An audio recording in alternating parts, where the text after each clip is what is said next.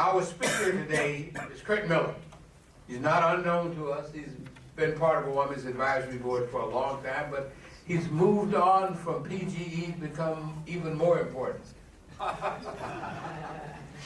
He's now the executive director of Northwest RiverPartners. As I tell everybody that comes and that are our speakers, I'm not giving out any information about you because I'm sure that if I give out, I'll probably give out something I shouldn't have given out. So with that, Kurt, it's good to have you back. You're a great partner with us. So as RiverPartners, it's all yours. Thank you so much. Thank you so much, Sam. I'm deeply honored to be here. I really mean that. Thank you very much, and to the whole team. My name is Kurt Miller. I'm the executive director for Northwest RiverPartners. We are a not-for-profit organization that advocates for the benefits of hydroelectricity in the Pacific Northwest.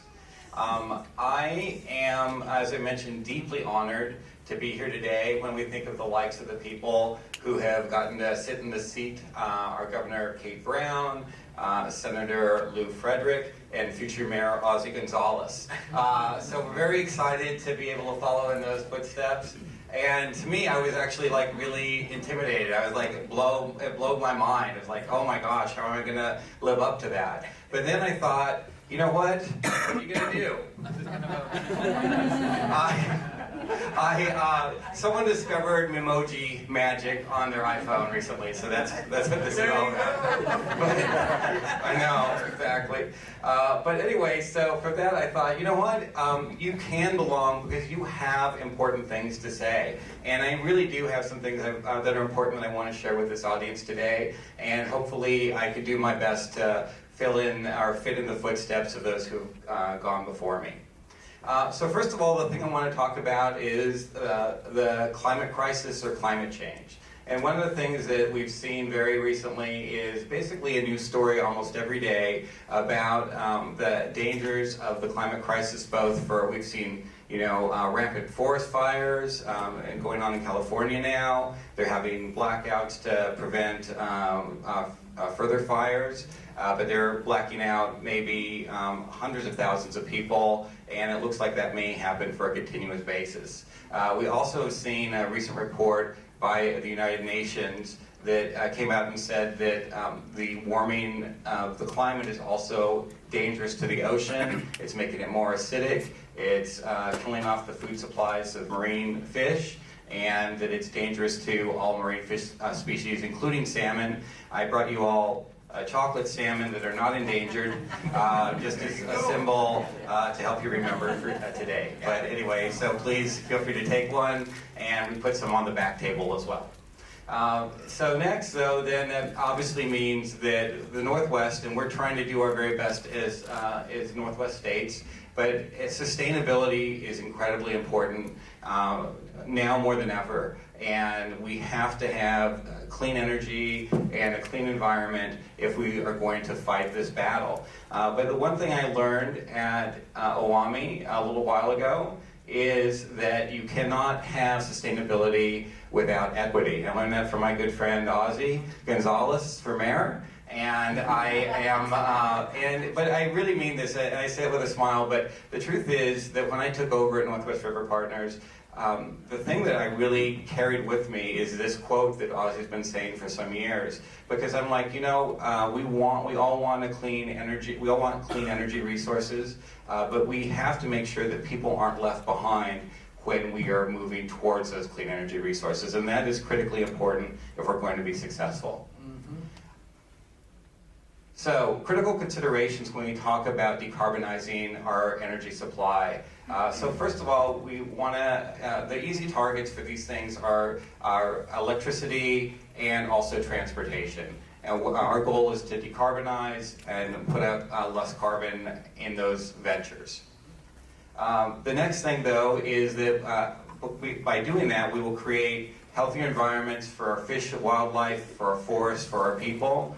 But we want to make sure, as we're doing that, that we maintain a reliable electric grid. Now, many of you know that I spent 20 years at PGE, mostly in the power supply area, and a reliable grid means a grid where you don't have to worry about having blackouts or energy shortages or price spikes that will affect your business and affect your lives. And it's really important, and again, I point to California and PG&E, Pacific Gas and Electric, that is struggling mightily because they didn't invest properly in their systems and because of the climate change crisis. And now their customers are really struggling, and especially their small businesses. Imagine if you're a small business and your electricity gets turned out. Some of the larger businesses have backup generation, they can keep going. But as a small business, you are essentially done for those hours. And it's really, my heart really feels for those people in those communities who are going through that in terms of small business, people who have life support systems that rely on electricity. They might have backup for a few hours, but maybe not more than that. So it's a real issue and something that we have to think about.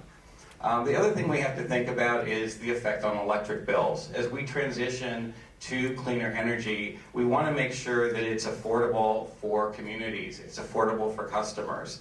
That is a big part of making sure that it's equitable. If we raise electricity rates significantly, the most vulnerable communities will suffer the most.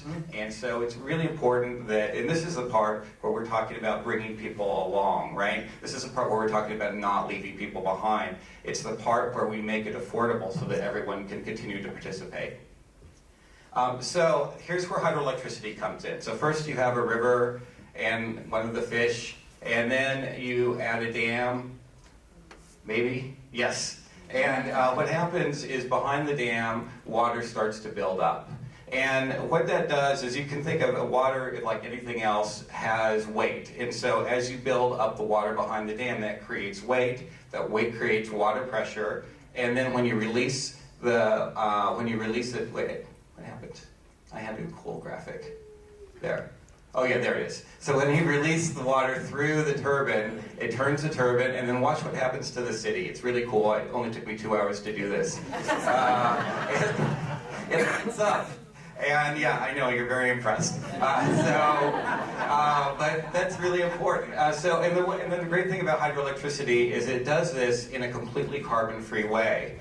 And it also does this, the other great thing about hydroelectricity, and many people don't understand this, is because you can store water behind a dam, that ability, it lets you release it when you need the electricity the most and store it when you don't need it. That really helps complement intermittent resources like wind and solar power. So if you love wind and solar power, but you know that they are only available right when the wind is blowing or if the sun is shining, the great thing about hydropower is it helps balance that. So that when there's not enough wind and solar power, hydro can flow, and when there's too much wind and solar power, hydro can hold back. That keeps your grid reliable, and so they work really well together. We have modernized fish passage. That only took me a half hour, the one with the fish jumping over there. But they have modernized fish passage systems. Most of the dams, especially the lower Columbia and lower Snake Rivers, have invested billions of dollars altogether in modernized fish passage. So a lot of concerns about salmon, and we have concerns about salmon too, but a lot of the concerns about salmon are being addressed through this technological investment, where survivability for fish now on the lower rivers are about as high as if there weren't dams there at all. Right. The other thing, and we already talked about this, is the importance of having reliable energy sources to avoid blackouts. So I won't linger there. And then also, one of the things people don't know, or maybe we want people to know, is that hydroelectricity is probably the cheapest electric source in the nation. If you look at the least cost utilities in the entire United States, they are all hydroelectric-based utilities. And that is what makes them accessible to all communities. So when we think about affordability, there's some things, and like solar rooftops are great, and if you have the resources to do that, and I know that there are organizations out there like Energy Trust and other things that are helping make these things more affordable, and we're looking also at conservation, and all those things are affordable. But when you are thinking about affordable electricity and making it accessible to all groups, this hydroelectricity, because it's affordable, allows everyone to participate in renewable energy. And for that reason, it's very valuable. Great. So just to look at where we get our electricity from, because like there's a whole bunch of college students here today, and it's important to educate them. And they probably actually know more than I do, so never mind. So about 8% of the Northwest region's electricity comes from wind power. How much do people think, raise your hand if you think that solar power produces more electricity in the region than wind power does? Raise your hand, all hands up. One. Not a lot? Okay, just so that no one gets to cheat, raise your hand if you think it produces less than 8%. Okay, yep, you guys all get a salmon, so a chocolate salmon. Solar power only represents about 1% of the region's electricity at this point. And then hydropower, and I'm not going to make you guess on this, but hydropower actually represents 47% of the region's electricity. So we have a really great, valuable resource. It's carbon-free and renewable in the region, and it's producing a lot of electricity for homes. I know, that's surprising, right? I know, it's shocking. This is just another chart, kind of a pie chart showing that. Now here's something that's really interesting. We recently did a survey because we want to know what people think about hydroelectricity. And so we asked people, what do you think the most important source of electricity in the region is? And it's interesting, on the left-hand side, you'll see the responses about hydropower. On the right-hand side, you'll see responses about solar power. And for the baby boomers, almost half of the baby boomers said that hydropower is the most important source of electricity in the region.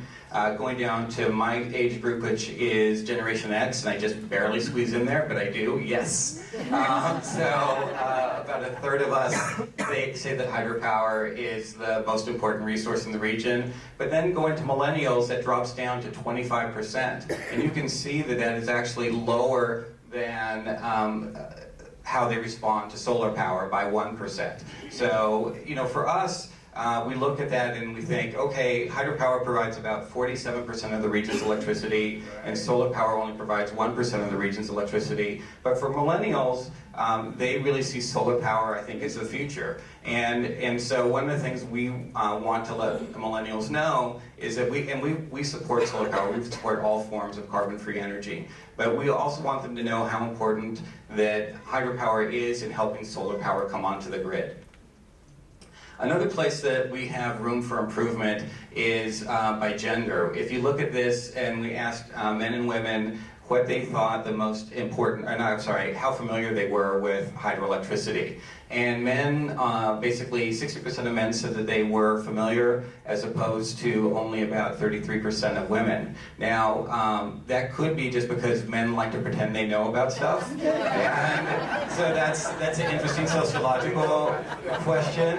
I am not going to make any judgments. It's a judgment-free zone. But no matter what, there is a really big gap, and that means that us as an advocacy organization has to do a lot better job of reaching out to all parts of society, reaching out to women, and making sure they're aware of the benefits of hydroelectricity.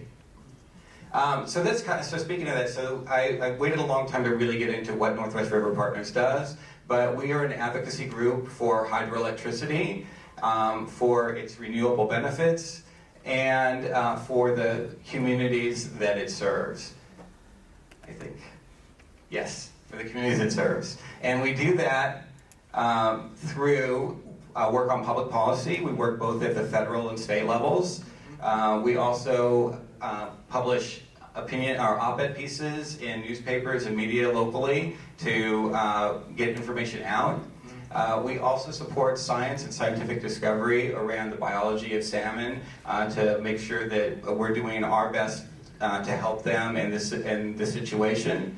And lastly, we do this on behalf of our member organizations. So Northwest RiverPartners has about 100 members, and let's see, roughly 60% of them are community-owned electric utilities. So they're owned by those communities, governed by those communities, and this is a really important issue to them. And so takeaways, we just want to leave these messages with you. One, that hydropower is the #1 source of clean energy in the Pacific Northwest. that is completely carbon-free. Also, it helps us add other renewables to the region. And that's an old windmill. I couldn't find an icon of a new windmill, but you get the idea. And then it also, because we've invested significantly in fish passage of dams, you're seeing now really high survival rates for salmon, which is great. And then lastly, the loss of hydroelectric facilities would actually be harmful to the most vulnerable communities in our region. And so anyway, lastly, and I'm wrapping up here, we want to be an organization that encourages people to take action. This represents a new direction for Northwest RiverPartners, and we're very proud of it. We are trying to find solutions to problems that the region is facing. We believe that the climate crisis is a huge problem, and we believe that hydropower is a great way to address that problem. So please do follow us on social media at NW RiverPartners, and also our website is there, www.nwriverpartners.org, and from there you can find out more things that you can do to support hydroelectricity and fight climate change. So with that, I'm all done. Thank you. Fabulous.